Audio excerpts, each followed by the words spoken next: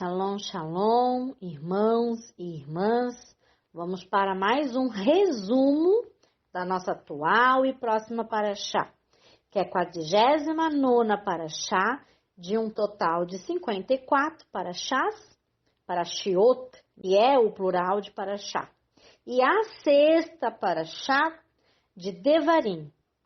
O nome dessa paraxá é Kitetse, que significa quando saíres. Na Torá, nós lemos Deuteronômio, capítulo 21, do verso 10, até o capítulo 25, verso 19. Na Haftará, lemos Isaías, capítulo 54, do verso 1 até o verso 10. Na Brit Hadashá, lemos 1 Coríntios, capítulo 5, do verso 1 até o 5.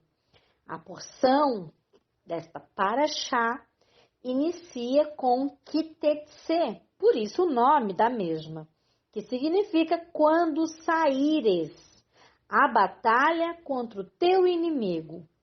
Então, vemos que agora o povo começa a entrar na terra de Canaã e o rio Jordão já era visto nas colinas de Moabe. Eles teriam que cruzá-lo para entrar em Canaã.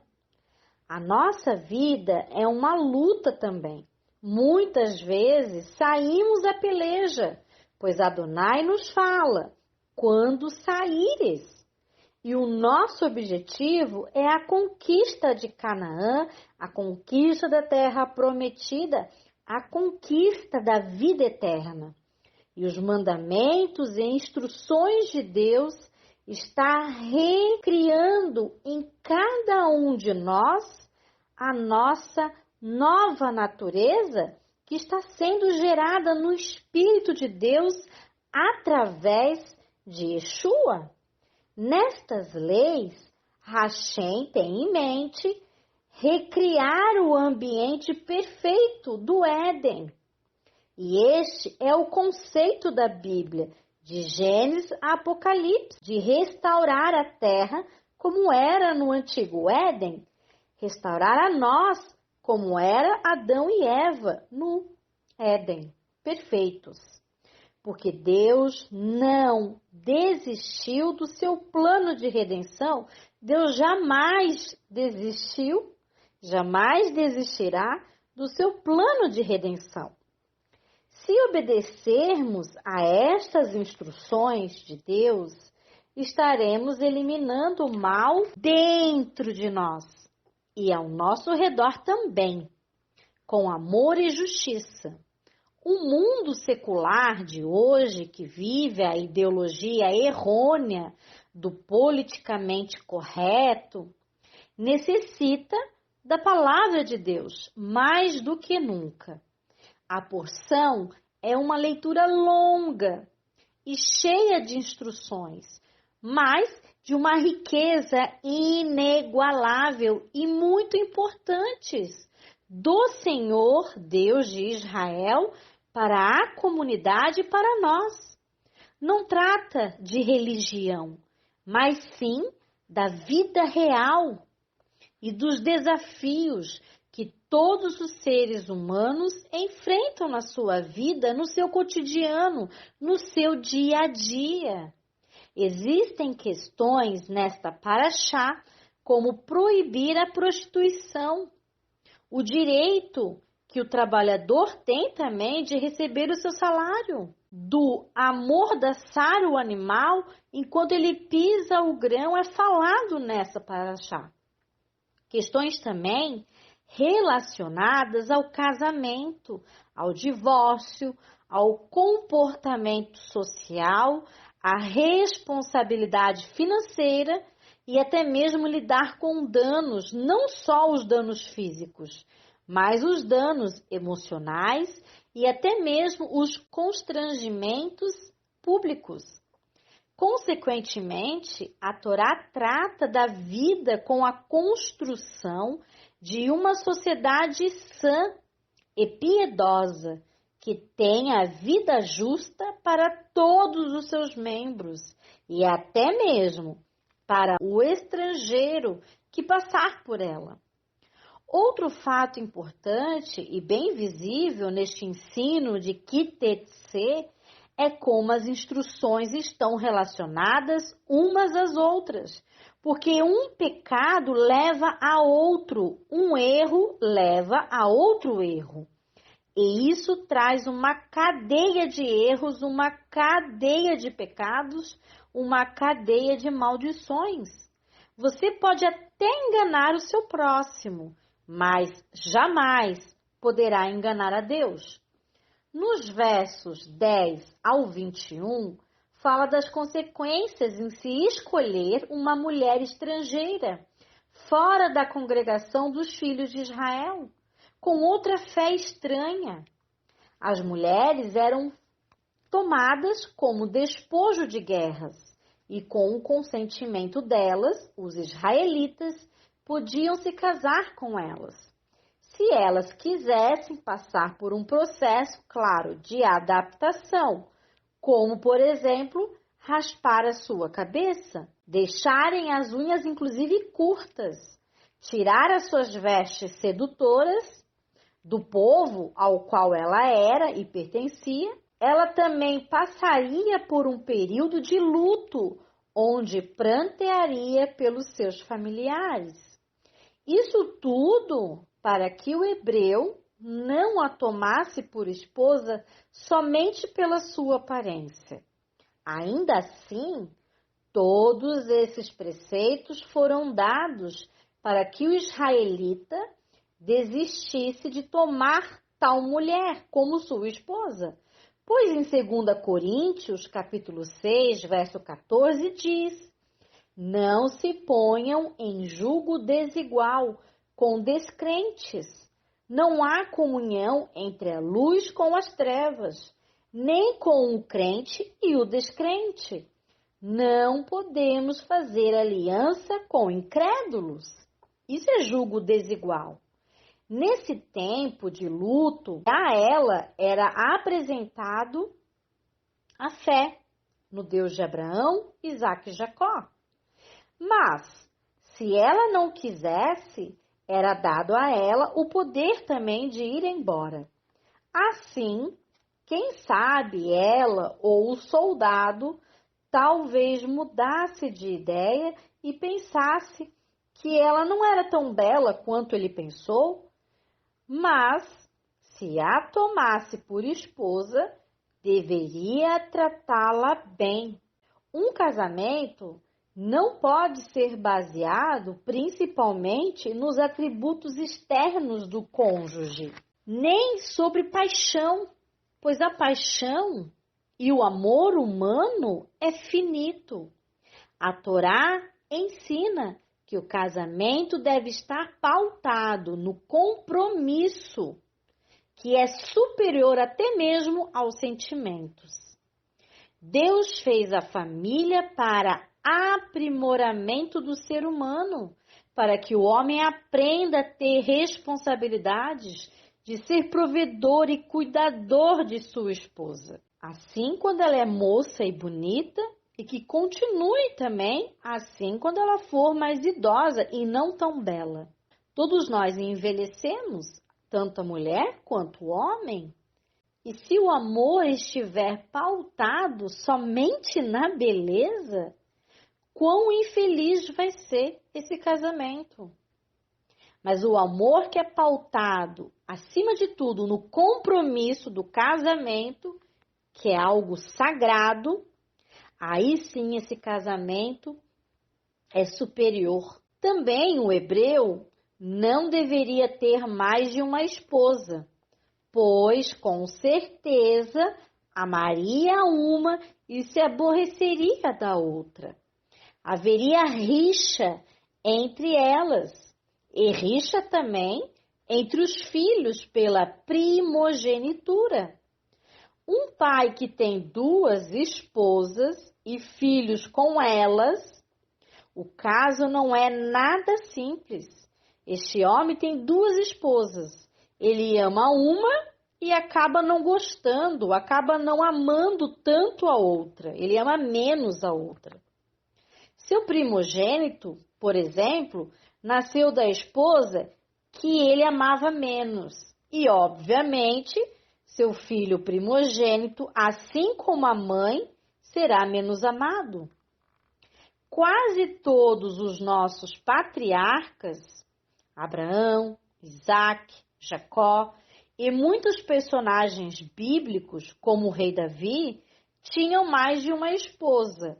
Hoje, não mais, pois os homens se tornaram mais sábios. Eles aprenderam por experiência própria que uma esposa já é o suficiente. Portanto, embora não tenham duas esposas, ainda assim se têm filhos. E às vezes os nossos filhos são uns mais obedientes e respeitados e outros são mais selvagens, menos obedientes. Não seria nenhuma raridade um pai deixar a sua herança, por exemplo, para o filho mais obediente, mesmo que este não seja o seu primogênito. A Torá vem para nos instruir que não devemos tratar nossos filhos por nossa própria medida de julgamento, de gostos ou desgostos, mas de acordo com a lei de Deus, e honrar sim o primogênito, independentemente de gostos pessoais. Devemos fazer todo o possível para tratar nossos filhos com igualdade e não dar preferência a um em relação aos outros. É verdade que, naturalmente, podemos ser mais amigáveis com uma ou outra criança, mas, a partir deste princípio da Torá, aprendemos que preferir um de nossos filhos aos outros trará um desastre, catastrófico. Ao longo da história bíblica, vemos famílias em que o pai ou a mãe preferiam um filho do que o outro. E até hoje, Israel está passando pelo resultado disso tudo. Pense em Rebeca e Isaac. Rebeca, Rívca, preferia Jacó a Esaú. E ainda hoje, milhares e milhares de anos depois, os filhos de Esaú, os árabes, ainda odeiam os filhos de Jacó por causa disso. Imagine se Jacó cometesse o mesmo erro e preferisse a José do que aos seus 11 irmãos.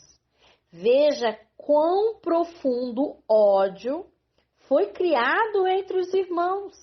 Sim, também aprendemos que Deus pode usar os nossos erros e tirar proveito também de nossas fraquezas. Mas mesmo assim, há um preço pago por nossa fraqueza em cumprir as instruções de Deus. Nos próximos versos, fala do Ben-Sorer Humoré, que é o filho rebelde, o filho desobediente, aquele que afronta, é rude, grosseiro aos pais. E os pais tentavam admoestá-lo, e quando não havia recuperação, era um mal que deveria ser retirado de Israel.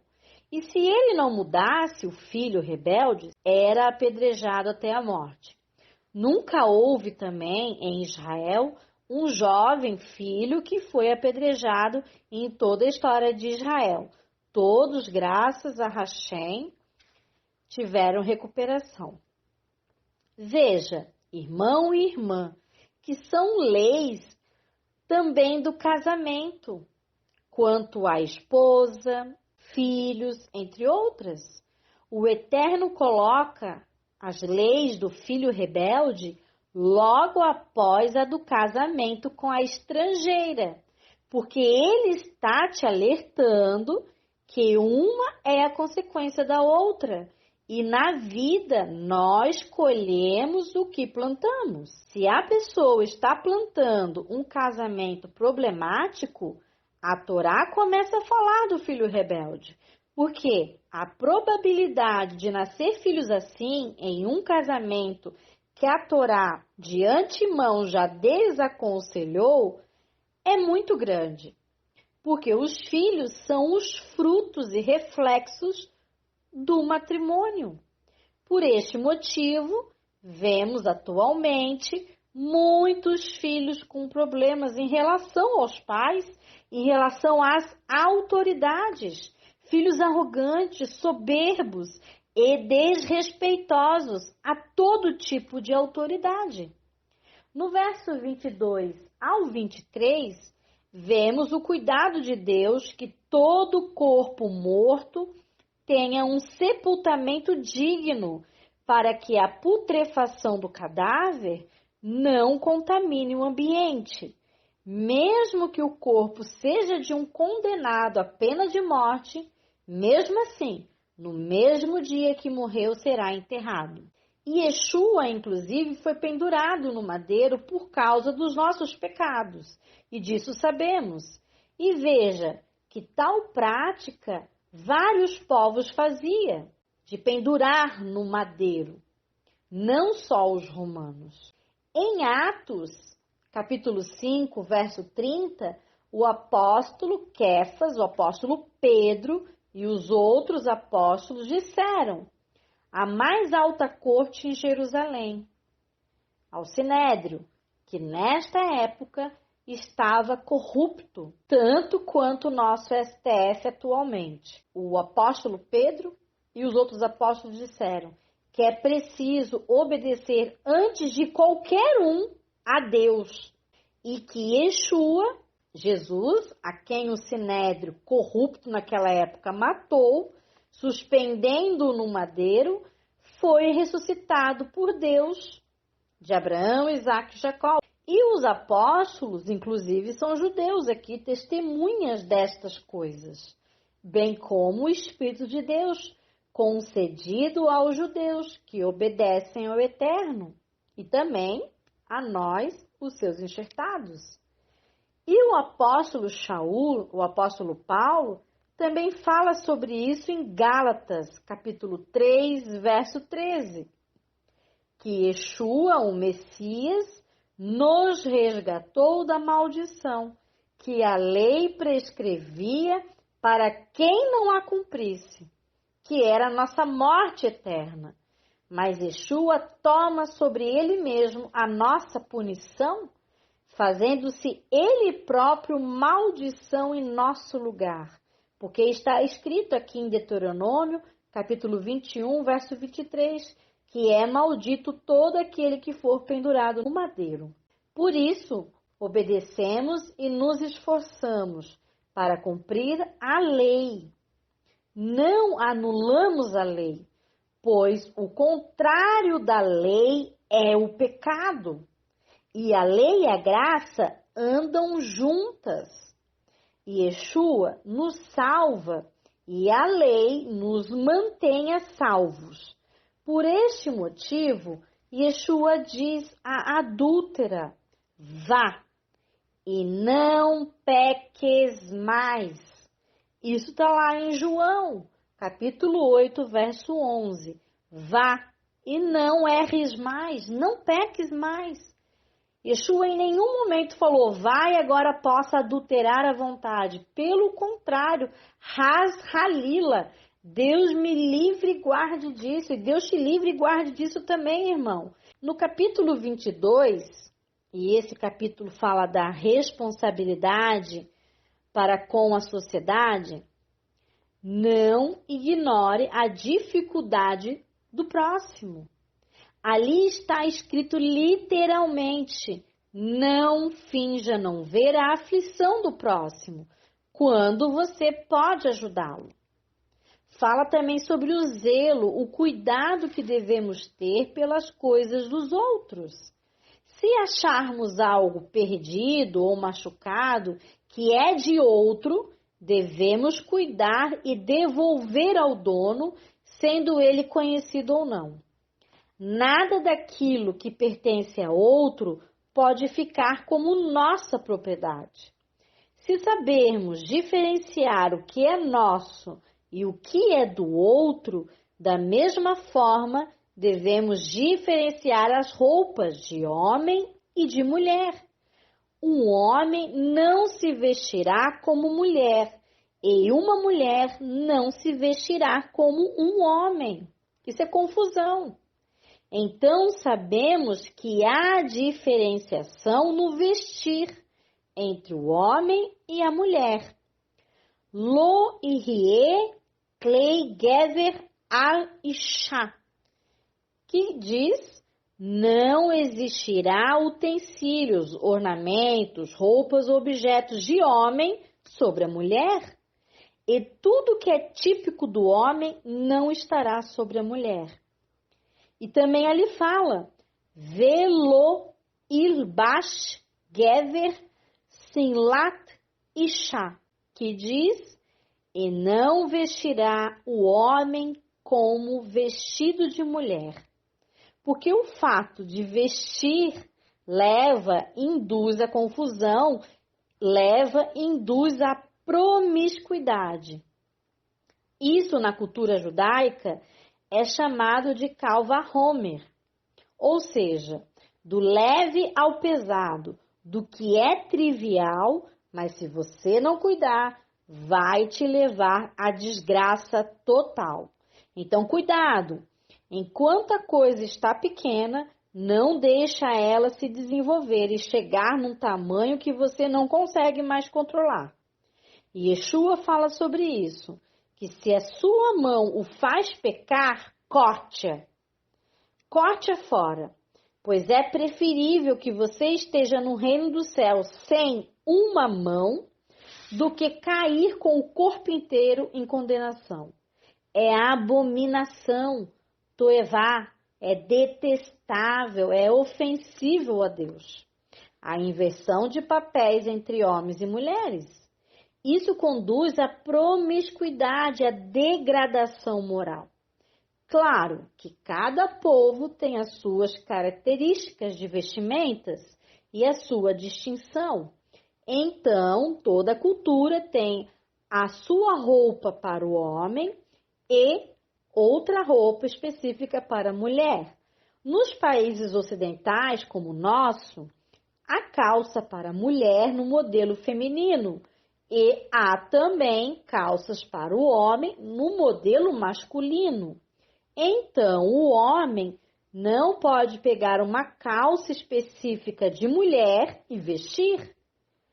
Assim como na nossa sociedade, o homem também não usa saia, pois para nós ocidentais é uma roupa específica somente para a mulher. Então, você que é homem, aqui no Brasil não deve usar saia, pois aqui é exclusivo para mulheres. Isso não se aplica em coisas que sempre foram unissex, pois são padronizadas para ambos. Também nos versos 6 e 7, fala do ninho do passarinho ou ninho de ave. Não deves mexer a não ser que a mãe morreu ou fugiu. Assim podes cuidar deles que estão sem mãe. Assim você pode cuidar dos passarinhos que estão sem mãe. Se for uma ave, como ovos de galinha, não devemos levar os ovos quando a mãe estiver presente, por vários motivos. Para não pôr em perigo a própria espécie. Outro, para que não tenhamos um coração cruel, para evitar a crueldade também contra os animais. Isso no judaísmo é chamado de Tzar Balei Haim, a proibição de causar sofrimento desnecessário aos animais. Da mesma forma que não cause sofrimento desnecessário aos animais, também não causará sofrimento desnecessário às pessoas. Quando você construir uma casa, farás um parapeito no terraço para que ninguém possa cair dela e se machucar. Você deve assumir a sua responsabilidade por suas ações e faça isso antes que aconteça um acidente. Construir uma cerca ao redor do telhado de sua casa é apenas um exemplo desse grande princípio. Em recompensa deste mandamento, a Torá promete que será bom para ti e terás vida longa se você cuidar dos passarinhos, das aves, dos animais. Outro único mandamento que promete vida longa é o de honrar pai e mãe. Veja que sensacional!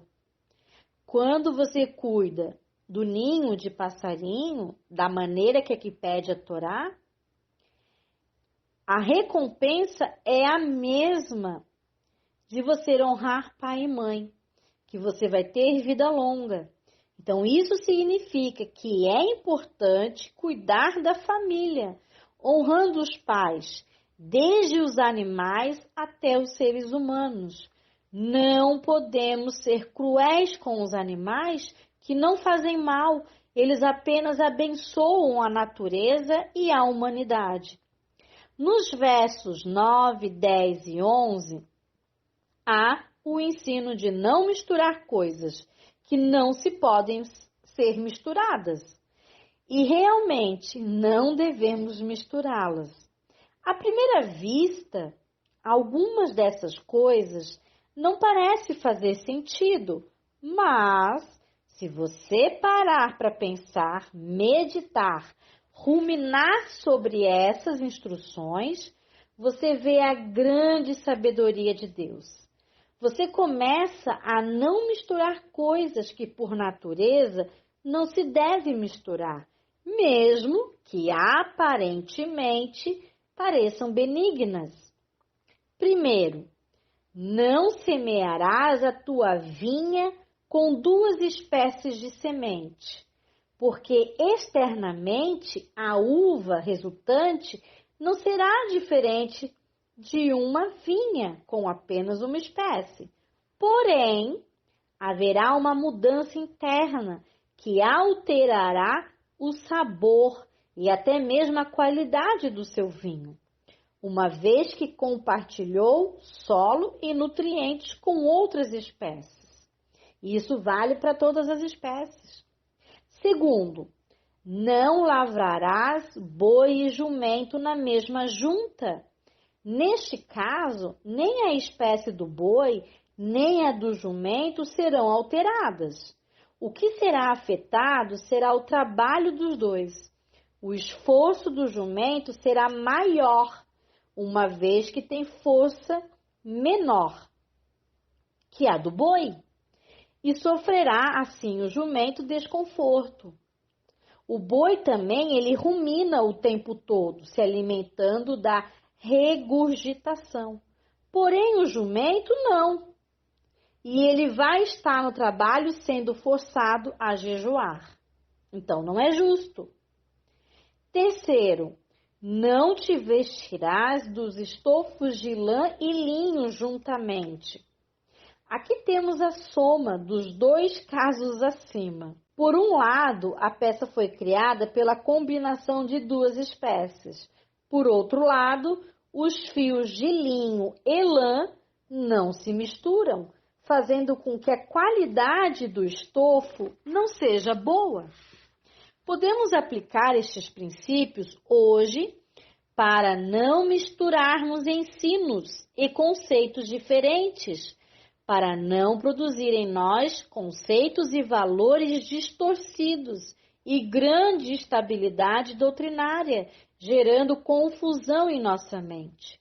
E também gerando bloqueio no reconhecimento da verdade. Não se associe com quem afirma seguir a mesma fé que você, mas não pratica.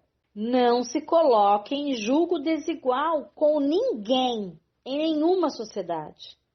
Isso fala também Amós, capítulo 3, verso 3, e 1 Coríntios, capítulo 5, do verso 11 ao 13. Não se vista com uma natureza dupla. Seja verdadeiro, não seja morno. Isso fala também em Efésios, capítulo 4, do verso 17 a 24. E também em Colossenses, capítulo 3, verso 9, e Apocalipse, capítulo 3, verso 16. Do verso 13 até o verso 29, fala das leis da castidade e casamento, para preservar o ato sexual somente para o matrimônio. O pai guardava para isso a sua filha. O esposo só podia se divorciar se no dia da núpcia descobrisse que a sua noiva, sua esposa, não era virgem. Ele deveria se divorciar ali, sem possuí-la. E caso sabendo a possuísse, depois não poderia mais se divorciar. E se o esposo mentisse que a sua esposa não era virgem e provassem que ela era virgem, e eles guardavam então para isso as provas, o esposo mentiroso seria punido com açoites e não poderia se divorciar e nem maltratar a sua esposa. O marido não pode manchar o nome da sua esposa, nem prejudicar a imagem dela. Mas, se nas núpcias, no dia, ele descobrisse que ela não era mais virgem, poderia, se quisesse, denunciá-la. E caso o fizesse, e fosse verdade, ela iria ser apedrejada até a morte, pois enganou os pais e o esposo, se dando em casamento. Mas, através de José, o esposo, o noivo de Maria, mãe de Yeshua, sabemos que os homens judeus muitas vezes não denunciavam e mantinham o casamento. Veja que entre este ensino e os próximos versos, no capítulo 24, vai ser falado também no divórcio. É falado de que nenhum homem tomará sua madraça também, ou sua sogra, e não profanará o leito do seu pai ou do seu sogro. O judeu também não podia se casar com qualquer mulher, teria que ser convertida a Deus de Abraão, Isaque e Jacó. Os amonitas e moabitas foram cruéis quando Israel se aproximava de Canaã e não ofereceram hospitalidade, nem lembraram de seu parente Abraão. Como eles tinham então um mau caráter, os amonitas e os moabitas, não se casaria entre eles um judeu. Porém, nós vemos no caso de Ruth, uma moabita convertida, houve não só o casamento, como também de Ruth e Boaz, vem a genealogia de Yeshua, o Messias. Ela, Ruth, está na genealogia do Messias. Vemos a preocupação de Rachem em manter o acampamento. Hoje, também a família, a igreja, a comunidade, a congregação, pura e espiritualmente limpa. Até um soldado judeu na guerra tinha que cuidar de sua purificação. Deveria se purificar da sua poluição noturna e até cobrir as suas fezes, para manter o acampamento limpo, porque Deus reside nos soldados apenas se forem santos. Um ponto que devemos levar em consideração é a infinidade de menções ao convertido e ao estrangeiro. Nos mandamentos da Torá, o povo de Israel sempre será lembrado que foram escravos e estrangeiros no Egito, foram fracos e desamparados no Egito. É claro que uma pessoa que ajuda os fracos, os pobres, os solitários, que ama o convertido, está no topo da escada dos mandamentos, enquanto a parte inferior da escada estão os mandamentos contra a ganância, a força do homem, entre outros. E a escada aspira à retidão, à justiça, ao melhor. E é claro que a pessoa que ama o convertido, em primeiro lugar, ama aqueles que estão próximos a ele. O amor do convertido e do estrangeiro é uma das chaves para evitar a guerra e amar a paz. Se um servo, um escravo, fugisse do seu senhor e procurasse refúgio em Israel, era proibido devolvê-lo ao seu senhor. Em vez disso, ele era libertado, pois se fugiu, provavelmente estava sofrendo na mão do seu senhor. Não poderia ter em Israel prostituição, nem sodomita. Aqui a palavra sodomita significa afeminado, homossexual, porque vem de Sodoma. Sodoma é uma cidade até que foi extinta por causa disso, porque ali haviam muitos homossexuais, até muitos estupros, né? Muitos homens eram estuprados por outros homens. Então aqui você vê a degradação moral de uma cidade inteira pela homossexualidade. Lembra do caso dos 2 anjos que foi até a casa de Ló e pediram às pessoas daquela cidade que eles trouxessem esses anjos, esses 2 homens que estavam na casa de Ló, para que a cidade pudessem estuprá-los. Então, olha que abominação. Por quê? Porque são abomináveis para Deus. Isso é abominável para Deus. O sodomita, o afeminado, o homossexual. Disso também fala em 1 Coríntios, capítulo 6, do verso 9 ao 10, que não se deixe enganar, não herdarão o reino de Deus, nem imorais, nem idólatras, nem adúlteros, nem homossexuais, afeminados ou sodomitas, nem ladrões, nem avarentos, nem alcoólatras, nem caluniadores e nem trapaceiros. Quando fizer um voto também ao Eterno, não tarde em cumprir. Se não fizeres voto nenhum, então não haverá pecado em ti. Veja que o que sucede ao voto feito a Deus e na importância do cumprimento aos nossos votos, palavras vêm explicando após isso o divórcio, no capítulo 24. Fala ele, então, de contaminação, perversão de direitos e deveres. É um assunto muito importante para os dias atuais e tão deturpado pela maioria até de pregadores, onde tiram o texto do contexto e moldam segundo as vãs intenções do homem carnal, atacando a instituição do casamento. A palavra de Deus é muito clara e não nos deixa nenhuma dúvida. Vejamos detalhadamente.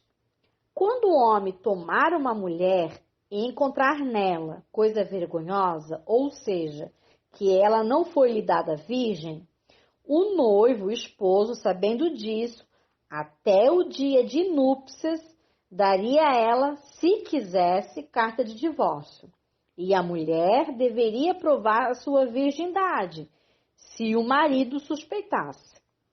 Se fosse provado que ela não era virgem, seria apedrejada. E sabemos que as adúlteras também seriam apedrejadas. Isso significa que seriam mortas.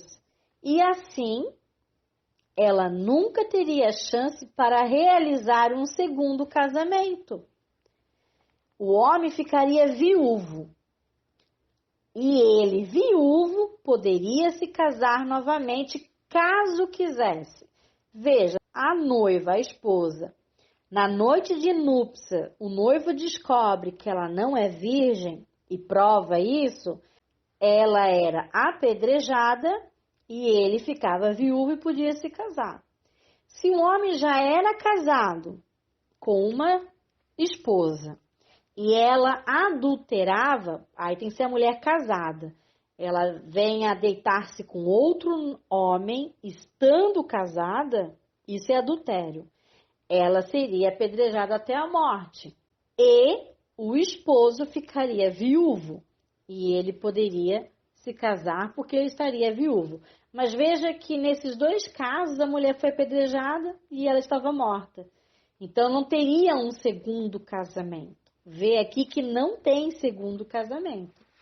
Veja que no capítulo 24, do verso 1 ao verso 4, fala que mesmo assim, se o homem na dureza do seu coração, como falará Yeshua mais à frente, mandar sua mulher embora de casa por ela não mais agradar aos seus olhos, e ele fazer um termo de divórcio e der a ela, e ela sair de casa e se unir a outro homem, e se também este homem se aborrecer dela e der a ela também um termo de divórcio e der na mão dela, e ela também sair da segunda casa, ou até mesmo se esse segundo, né, que casou com ela, morresse, mesmo assim, ela não poderia voltar e ser desposada pelo primeiro marido, porque ela já foi contaminada por outro homem. E isso é abominação para Deus. A mulher ser contaminada por outro homem é abominação para Deus. Veja que a mulher que não é mais virgem, e mesmo assim, ela sabe que ela não é virgem, ela já se deitou com o homem, ela já fornicou, porque solteira. Quando a pessoa solteira se deita com outro, isso é fornicação. Então, se uma mulher solteira fornicou, mesmo sabendo que ela não é mais virgem, ela vem tentar enganar outro homem, se dando em casamento, ela já foi contaminada com o homem, ela não pode se dar para um segundo homem. É abominação para Deus. Se o homem está casado com a sua esposa e a sua esposa casada se deitar com outro homem, ela está se contaminando com outro homem. Essa contaminação por vários parceiros sexuais é abominação para Deus. Agora vamos a Yeshua, lá em Mateus, capítulo 5, verso 32, que diz assim, o próprio Yeshua diz, eu, porém, lhes digo que qualquer um que repudiar, que divorciar de sua mulher, a não ser por causa de porneia, porneia significa fornicação, a faz adúltera. E quem se casar com a repudiada divorciada, comete adultério. Aqui é moixéia. E isso repete em Mateus, capítulo 19, verso 9. Sabemos que porneia é fornicação. É a mulher não casada, a mulher solteira. Ela não é casada nem comprometida. E sim, somente solteira que se deita com o homem. E dessa forma, era solteira, porém não era mais virgem. Ela fornicou. Yeshua, no verso 8 de Mateus, diz, Moisés lhes permitiu divorciar-se de suas mulheres por causa da dureza do coração de vocês. Veja, irmão e irmã, que dureza do coração é a pessoa desobediente a Deus. Pessoa com coração de pedra, rebelde e obstinado a Deus, de dura cerviz.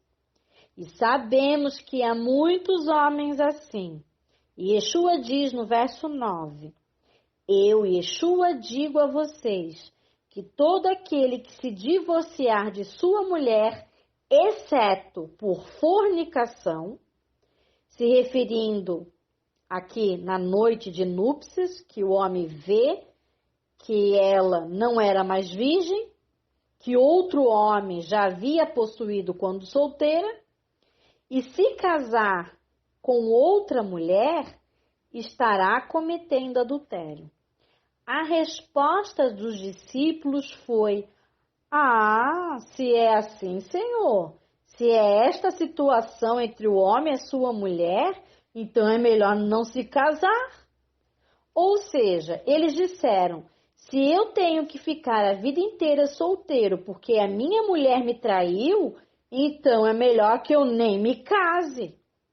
E Yeshua responde: nem todos têm condições de aceitar esta palavra, somente aqueles a quem isso é dado. Nem todos entendem isso, somente aquele que será dado a entender dessas coisas. Para você que não entendeu ainda, o apóstolo Paulo, o apóstolo Shaul, explica ainda melhor. Em 1 Coríntios, capítulo 7, verso 39, o apóstolo diz: a mulher está ligada ao seu marido enquanto ele viver, e só se o seu marido morrer, ela estará livre para se casar com quem ela quiser, desde que esse marido pertença ao Senhor. Ou seja, a esposa só pode casar novamente se for viúva. O homem só pode casar novamente se for viúvo. Porque, como fala ali, a mulher está ligada ao homem enquanto ele viver. O homem, o marido, está ligado à sua esposa enquanto ela viver. Caso se divorciem por causa da dureza de seus corações, terão que ficar solteiros, sem relacionamento sexual, até ficar viúvo ou viúva. Então, claro, é preferível perdoar o cônjuge e não se divorciar, pois caso contrário, estaria em adultério. Veja a gravidade. Se você, irmão e irmã, já é casado pela segunda vez, não se divorcie mais.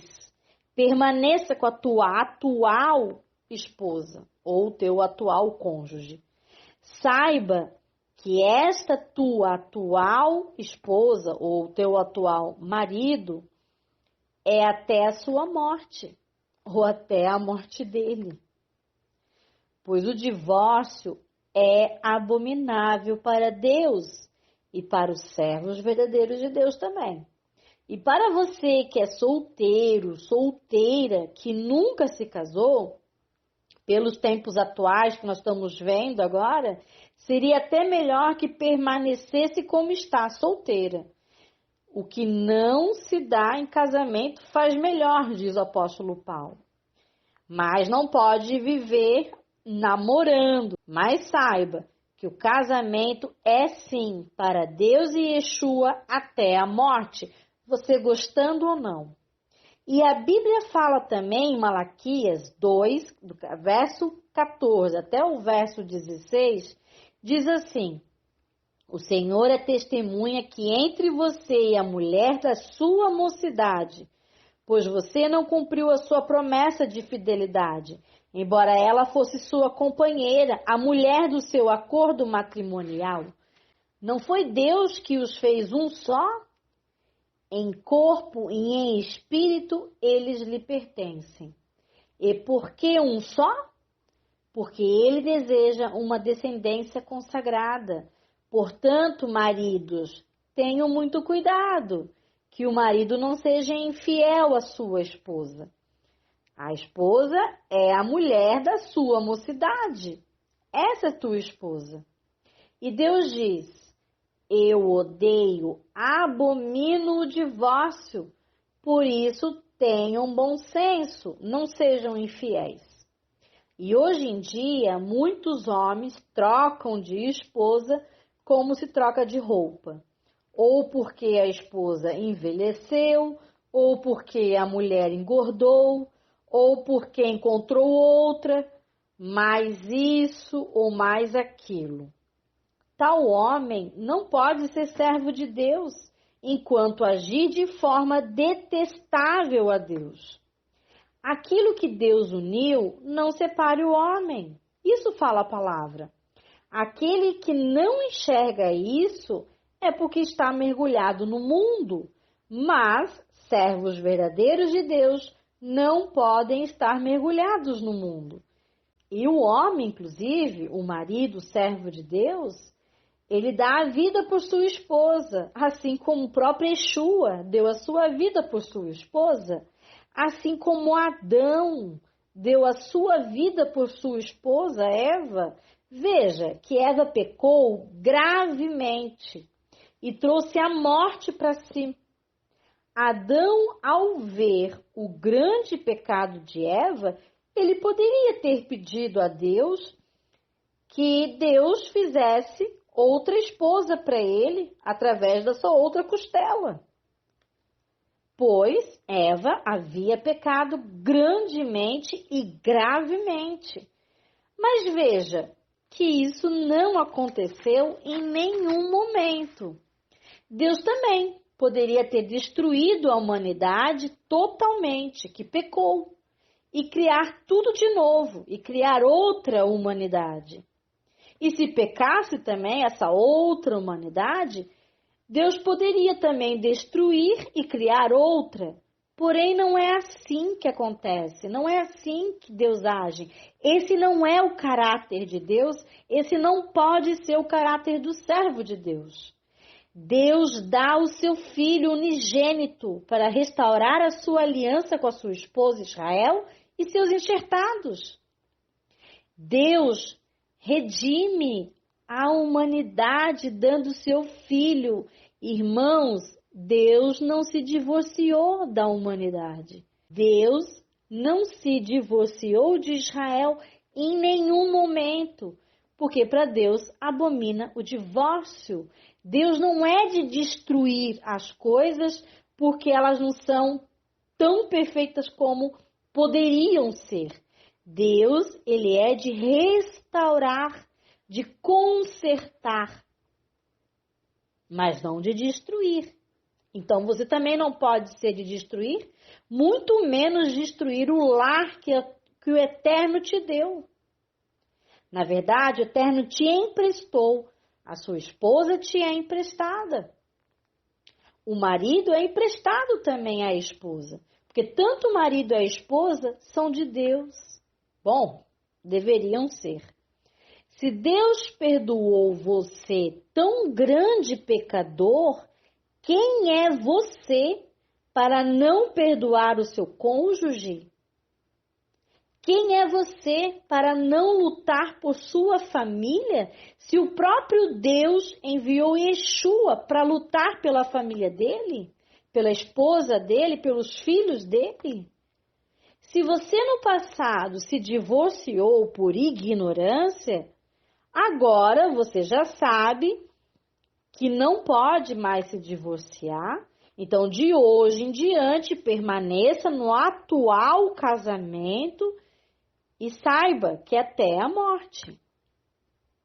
De agora em diante que você sabe a verdade, você não vai mais se divorciar novamente. Fique com o seu cônjuge atual até que a morte o separe. Bom, se você é um verdadeiro servo do Eterno. Em Deuteronômio, capítulo 24, do verso 5, fala que ninguém pode se aproveitar de outro. Inclusive, ao recém-casado, ele não iria para a guerra e assim seria promovido à felicidade da sua esposa. Vê como o Eterno pensa aqui também na esposa, na felicidade do lar. O Eterno, em nenhum momento, ele planta em nenhum dos seus servos o egoísmo. Ele está vendo a felicidade da esposa e do esposo, dos dois, dos filhos, da família também. Então, não se pega penhor também de homem que seja necessário ao seu sustento, ou trabalho, de onde ele tira o seu sustento, pois é um meio deste homem de subsistência. Da viúva, então, nem se pega nada de penhor. Penhor aqui é garantia. Pague os seus empregados em dia, não atrase o seu pagamento, principalmente se for pobre, pois ele é necessitado deste salário para a sobrevivência. Te cuida para não falar mal de ninguém também, pois viste a lepra que veio a Miriam quando falou mal de Moisés, de sua esposa.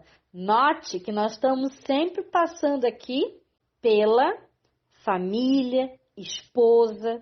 Quando Miriam falou mal da esposa de Moisés, fez Lashon Hará contra a esposa de Moisés, veio lepra para ela.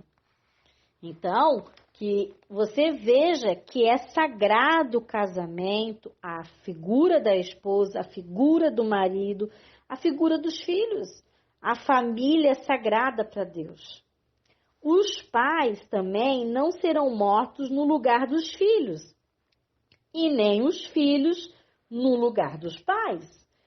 Não esqueça de ajudar o órfão, o estrangeiro e a viúva, e não seja cruel. Até no caso de punição por açoites, eles deveriam ser de no máximo 40 açoites, e não mais.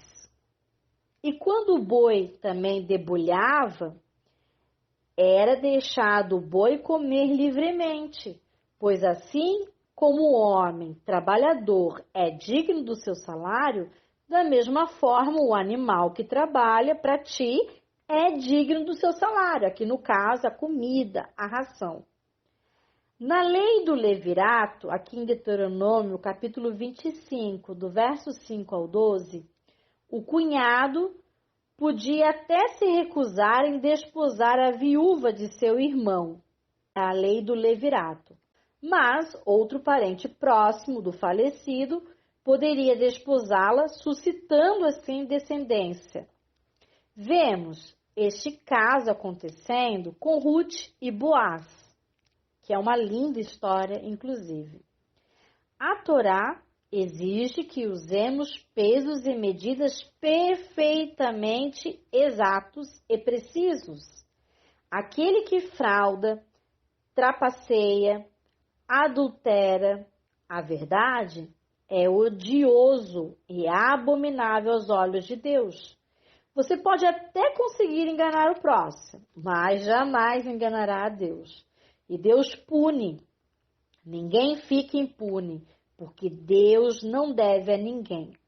Hashem pede para nos lembrar da crueldade de Amaleque, que cruelmente atacou pela retaguarda, atacando os mais fracos, os idosos, os feridos, as crianças e mulheres, e não temeu Amaleque a Deus.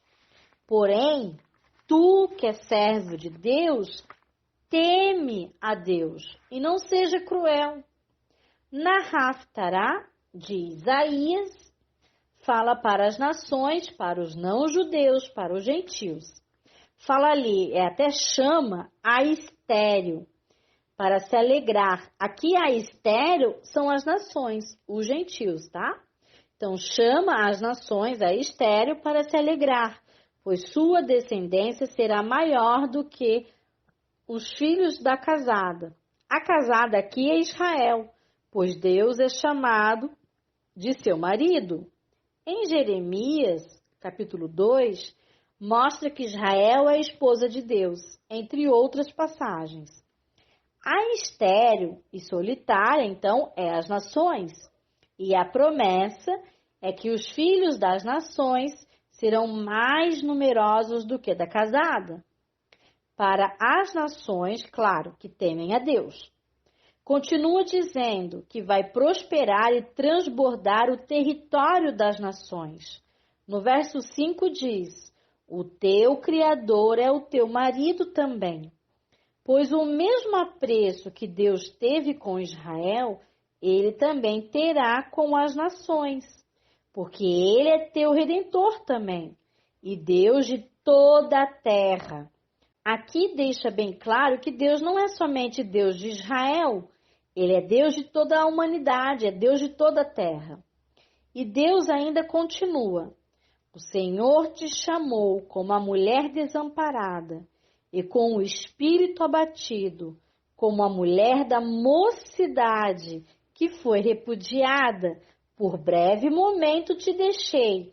Aqui está falando da Torre de Babel, que por breve momento a humanidade foi deixada ali na Torre de Babel. E nos versos 8 e 9 fala: porque isto é para mim como as águas de Noé, pois jurei que essas águas não mais inundariam a terra, e assim jurei que não mais me iraria contra ti, nem te repreenderia. Não tinha povo judeu na época de Noé, irmãos e irmãs. Então, esta palavra foi dada para as nações, porque Deus fez uma aliança com as nações, e que não mais as destruiria, nem os povos da terra com aquelas águas do juízo. Na porção da Brit Hadashah, para concluirmos os nossos estudos, em 1 Coríntios, capítulo 5, do verso 1 ao 5, havia sobre a congregação de Coríntios imoralidade sexual, que nem entre os gentios pagãos havia, que é a de um filho ter relações sexuais com a sua madrasta, com a esposa do seu pai. Veja novamente, esposa.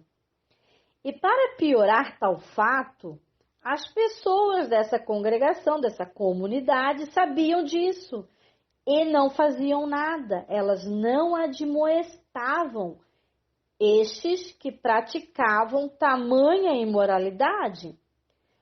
Estes que eu falo aqui é que eles nem admoestavam o filho que fazia tal ato abominável e nem a madrasta.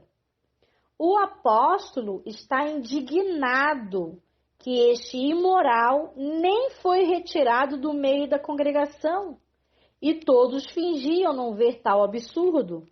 O apóstolo não estava ali presente na comunidade, porém, de onde estava, ficou sabendo e já sentenciou como culpado o autor de tamanha infâmia, para que o mesmo fosse entregue a Satanás para a destruição da carne. Preste atenção, não interprete da forma errada. Entregar para Satanás significa que este que praticou tal abominação seja punido, mas não para que morra. Que seja punido para parar de praticar tal abominação e crueldade.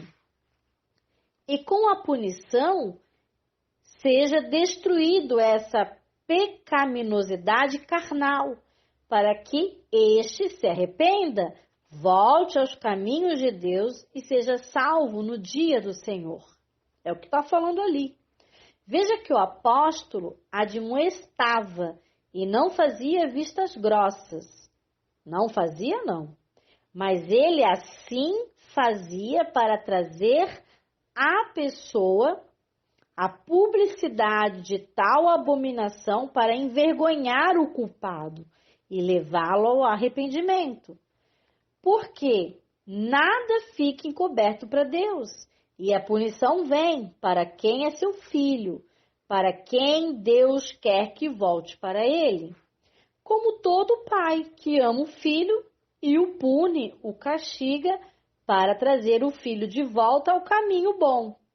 Muitas pessoas tendem a pensar que quando somos punidos, quando somos castigados pelo que fazemos de errado, é porque não somos amados. Pelo contrário, irmãos, se amamos alguém e vemos essa pessoa andando em meio a trevas e indo rumo ao precipício, vamos dizer a ela que ela deve parar, pois o caminho que ela está seguindo vai para a morte. Pois, que tipo de servos do Eterno seríamos se víssemos a pessoa andando para o abismo e não falarmos nada e não ajudá-la a sair desse caminho de morte? Isso sim é que não é amar. Se você olhar alguém indo para o caminho de morte, não avisá-la, não admoestá-la, não fazer nada para tirá-la do caminho de morte, então é porque aí sim você não ama aquela pessoa. Seria até mesmo muita crueldade não falar nada e não fazer nada. Não podemos amar somente de boca, irmãos. Em palavras somente não, mas em ação e em verdade, como fala na palavra. Eu lembro muito de mim há um certo tempo atrás. Não faz muito tempo assim, não. Que eu era como ovelha sem pastor. E isso é muito triste. Não tinha ninguém para me ensinar, nem para me admoestar. E as coisas ruins que aconteciam comigo começaram até a se intensificar e vieram em doses cavalares. E foi onde eu parei e pensei que eu deveria estar fazendo alguma coisa errada e que Deus estava me pedindo para parar de errar, porque é impossível te acontecer tanta coisa errada sem você fazer nada de errado. Se vem muita coisa errada para cima de você, irmão e irmã, é porque você está sim fazendo coisa errada. E foi aí que eu parei e refleti sobre isso.